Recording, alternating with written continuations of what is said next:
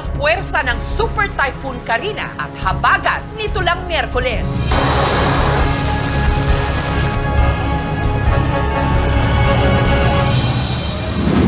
Kasabay ng mabilis na agos ng Marikina River, inanod at tila nagkarambola ang hindi bababa sa 13 mga barge at bangka sa ilalim ng F. Manalo Bridge sa Pasig City.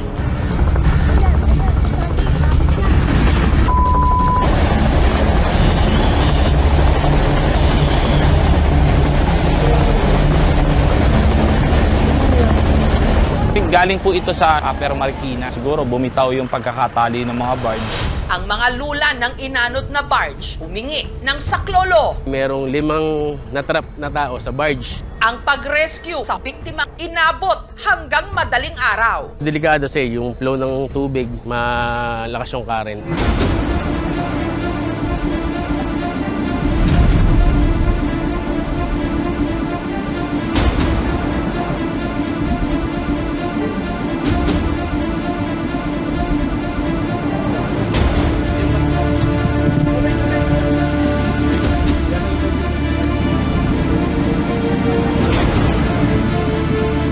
Yung victim, dinala rin sa ospital ng BFP.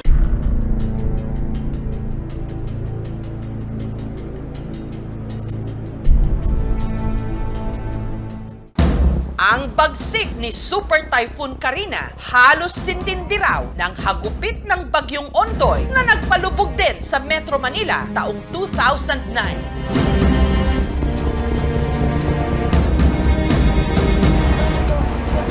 Galing Muñoz, sobrang ilalim ng baha ngayon dito.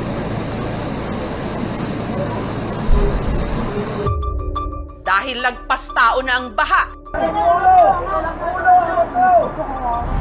ang matandang ito kinailangan pang gamitan ng lubid at salbabida para mailigtas. Ang bus namang ito mula Quiapo tumirik sa G. Araneta Avenue sa Quezon City kung saan lagpas 1 metro ang baha. Napansin ko na parang pataas na ng pataas yung baha. Sinabi ko sa driver na, "Kuya, bumalik ka na." Malalim dyan! Kuya, balik mo na! Wala. After nun, dinire-diretso niya pa rin siya hanggang sa namatay na yung engine. Malalim na! Nung namatay ni engine, tsaka na nagpasukan yung tubig.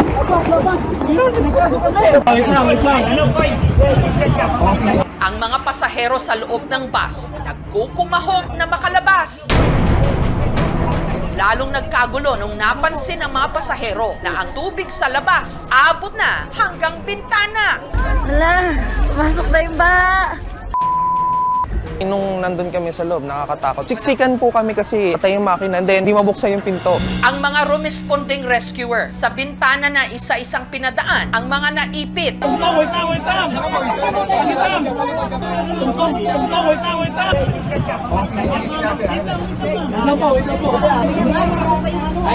Makalipas ang halos kalahating oras, ligtas na nakalabas ang lahat ng mga pasahero. Parang second life ko na yun yung mga oras na yun. Ang nagbabagong lagay ng panahon, ang matinding epekto nito at kung paano natin ito dapat paghandaan. Misyon ng Resilience Institute ng University of the Philippines sa Diliman. Tumutulong sa pagsisiyasat sa disaster risk reduction and management sa Pilipinas. Ang namumuno nito, si Dr. Mahar Lagmay. Mahar, anong assessment nyo dito sa baha?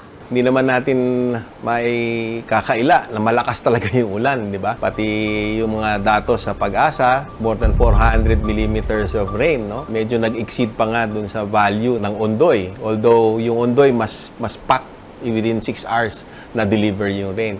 Ganun pa man, malakas yung ulan at kapag yung ulan na yon pumatak at nasa lupa, mamumuo yun, dadaloy, pupunta sa mga ilog. So, volume talaga. Well, that's the primary reason. Kapag napakaraming ulan, napakaraming tubig dun sa ilog. Pag maraming tubig sa ilog, aapaw yun. At the rate things are going, Mahar, parang kaya pa bang lutasin itong pagbaha? O tanggapin na lang ba natin na bahagi na ng ating buhay? bahay. It's a complex problem, ano? Pero tanggapin natin na tayo na sa typhoon belt. Maraming bagyo, maraming ulan. Yung mga ulan na yon ay sadyang magbabaha ng mga lugar na floodplains na tinatawag. So, kailangan maging smart din tayo. Gamitin natin yung mga teknolohiya. Tapos, alamin, ituko yung mga lugar na bahain, na natural, iwasan yon, di ba? Kaya dito pumapasok ngayon yung urban planning. Napag-uusapan din ngayon, Mahar, yung reclamation. So given itong ganitong sitwasyon natin, anong tingin mo dun sa mga napakalalaking mga reclamation projects na nangyayari ngayon? Anong epekto kaya nito sa pagbaha, kung meron man? Meron.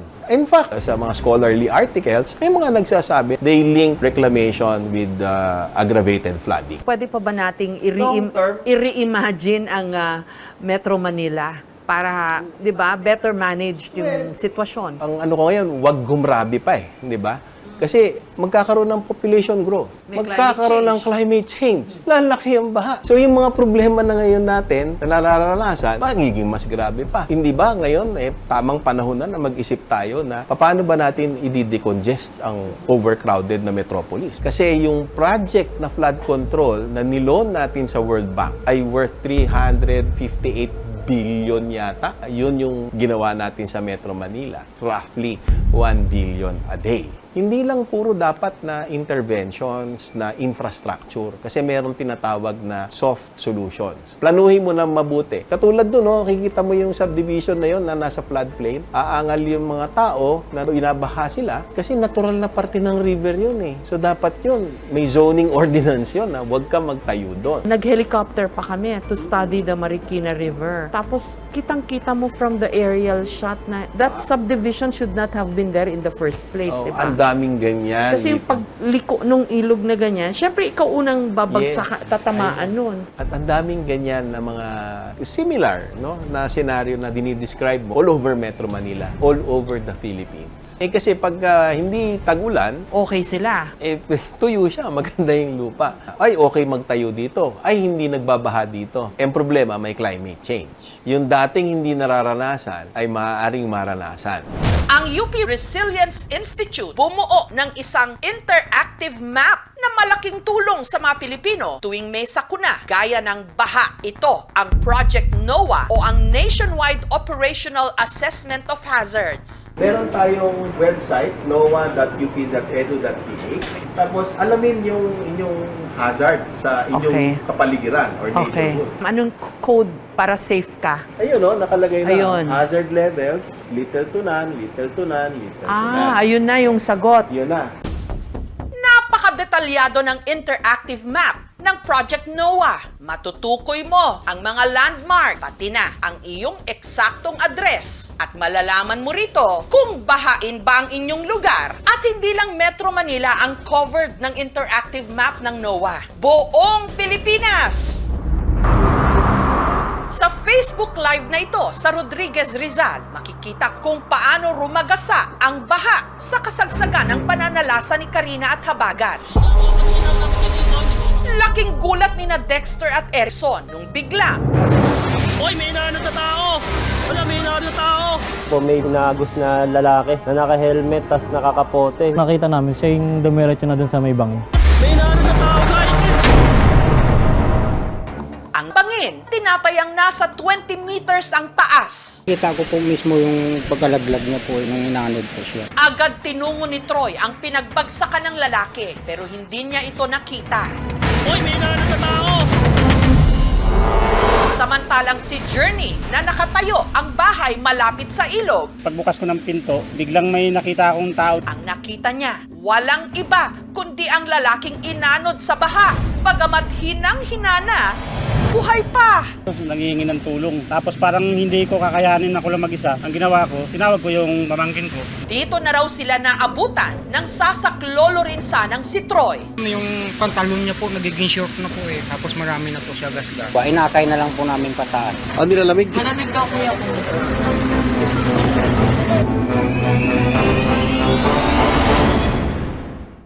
Ang inanod na lalaki na nahulog din sa bangin, nagpapagaling na ngayon sa ospital. Siya ang security guard na si Argel. Naganda po sila ng x-ray tsaka ultrasound po sa akin para masiguro na Walang bleeding. Naging damage ko lang po talaga yung panlabas lang talaga. Sa dalawang pigi meron ako dito. Hindi ko pa napapagamot kasi mahapti.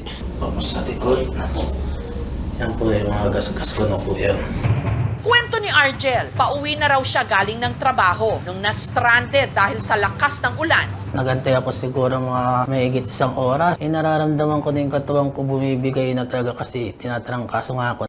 Kaya ang dalang motor, ipinarada niya muna. Sa kalagitnaan ng pagtatawid ko nung tumama sa akin yung malaking alon, parang biglang nanghina yung buong katawan ko. Hindi ko na alam, bigla akong nakabitaw. Inaanod na ako. May inaanod na tao, guys! Sunod na lang niyang namalayan, patungo na siya sa bangin. Lord, bahala ka na po sa akin. Hanggang nahulog na nga siya. Lumampas ang katawan ko, lumampas ang ulo kasi talaga naramdaman kong kumalabog katawan ko. Nung time na nandun na po ako sa ilalim ng bangin, nung nakakapit po ako sa puno para hindi po ako agusin papuntang malayo pa. Bitin daw sa tuno, yung naputol na puno. Mabuti na lang at nagmagandang loob ang 3 mga lalaking nakita siyang tinatangay ng agos. Diyan po na nakita ni Joseph humingi ng tulong. Ang helmet ang lahat nakasalo ng tama dapat ng ulo ko. Yun po siguro yung naging dahilan kaya hindi ako nagkaroon ng head injury. Nitong Huwebes, nakauwi na si Argel sa kanilang bahay. Sa lahat po ng tumulong sa akin, lubos po talaga ako nagpapasalamat. Nitong Biyernes, binisita siya ni Journey, Troy at Gio. Ay, sir, maraming salamat po, sir. Okay lang yan, bro. Kailangan eh. Buhay ng tao po. Maraming salamat po. Ako po yung nakakuha sa iyo, Papa. Siya po yung mismo... Naalala mo siya, sir? Yung umawon po sa akin sa tubig po. Yung mismo kumuha sa akin sa tubig, nakakapit po ako sa puno. Ano din, nanghina na po siya nun eh. Maraming salamat sa pagtulong mo. Gampanan ko lang din naman po. Akala ko talaga ng panahon na yun, wala nang tutulong sa akin sa lugar na yun kasi hindi ko rin alam na meron tao doon. Sa ginawa niya, sir, talagang lubos na lubos po ako nagpapasalamat sa iyo, sir, sa lahat ng ginawa mo sa akin, sir. Sa pagtataya mo rin ang buhay mo, sir. Kahit sino naman siguro, sir. Mailigtas mo lang din ako, sir, sa tiyak na panganib, sir. Maraming salamat po. Kahit sino naman po, kung ganyang sitwasyon, kailangan din naman ang gawin mo yung ano. Kasi kawawa rin yung pamilya pag pinabayaan. Buong pamilya ko, sir, nagpapasalamat po sa iyo.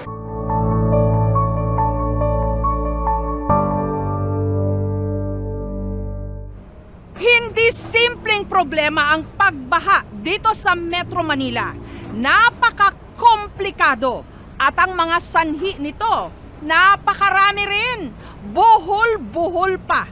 Katulad ng mga basurang inanod ng baha. May solusyon ba? Kung akong tatanungin, yung nire-recommenda ko, urban planning, i-decongest, no? Kung saan may lugar, i-planuhin natin na mabuti. Tapos doon mag-settle, magtayo ng mga malls doon sa ligtas na lugar, di ba? So if the place is well planned, malaki pa yung space, na marami pa naman ang Pilipinas na ganung space, Indonesia did it, di ba? Indonesia transferred their capital. Actually, marami nang umupo, nag-discuss dyan. Ano? Pero ang suma total ng nadidinig ko, no, na feeling ko sensible, is to decongest and do good urban planning. Mukhang napakasalimuot na issue ng pagbaha at sa malamang titindi pa ito bago malutas. Ayon mismo kay Direktor Loretta Malaluan ng DPWH. Parang so many odds are against us. Ganun ho ba yun? May high tide, mababa yung elevation ng Metro Manila, malakas yung volume ng ulan. So, Director Malaluan, parang tama ho ba? Kailangan tanggapin na lang natin na bahain talaga tayo. Ganun po ba yun? Sa tingin ko po ay hindi natin masasabing wala talaga, zero ang pagbaha dito sa Metro Manila. Kaya nga ang tinitignan ay gaano kabilis ang pagbaba ng baha. Gaano kabilis sila dadaloy palabas ng ating mga kailugan. Babahain po talaga tayo. Ang magagawa na lang natin, pabilisin yung pagbaba ng baha. Tama ho? Opo. Tinitignan din po namin yung mga ibang pwede natin gawin. Bakit daw sa BGC hindi nagbaha? Dahil po dun sa meron retarding basin po ang BGC. Ito po ang isa rin namin tinitignan ngayon na maghanap ng lugar na pwedeng pag-imbakan muna nitong mga tubig baha at pagdating po ng wala ng ulan at mababa na ang level ng tubig sa mga kailugan natin, ay tsaka po natin ilalabas or magamit sa ibang gamit po itong mga tubig baha. Hindi ho nag-work ba yung mga anti-flood projects po natin? Operational lahat halos yung ating mga pumping stations. Ang nangyari lang, mas mataas yung tubig dun sa ating mga kailugan dahil sa sobrang ulan nga. Kaya hindi natin i-pump out yung ating tubig, bumabalik lang po. Ang isa pa po ay alam naman natin na yung mga basura po na patuloy na tinatapon ng ating mga kababayan sa ating mga estero, sa ating mga creeks. Nakita naman po natin ngayon na pagkatapos nung pagbaha ay napakaraming basura ang nililinis po natin ngayon. Ang komplikado lang ho ng problema, no? Opo. Komplikado po talaga. Parang ang hirap naman po ng solusyon, tama ho ba? Siguro po umpisahan natin sa kanya-kanyang sarili natin para makatulong po tayo. Kasi hindi po kaya ng national government lang. May naano sa tao, guys! Dekada na ang binibilang ng mga pagbaha sa Metro Manila. Daang bilyones ang ginagastos para sa mga anti-flood project. Pero kada taon, binabaha pa rin tayo. Kaya habang hindi nareremedyohan o nasosolusyonan ang mga sanhi ng mga pagbaha, isa lang ang tiyak, kapit pa. Hoy, may naano sa tao! Wala, may naano sa tao! Thank you for watching, mga kapuso. Kung nagustuhan niyo po ang videong ito, subscribe na sa GMA Public Affairs YouTube channel. And don't forget to hit the bell button for our latest updates.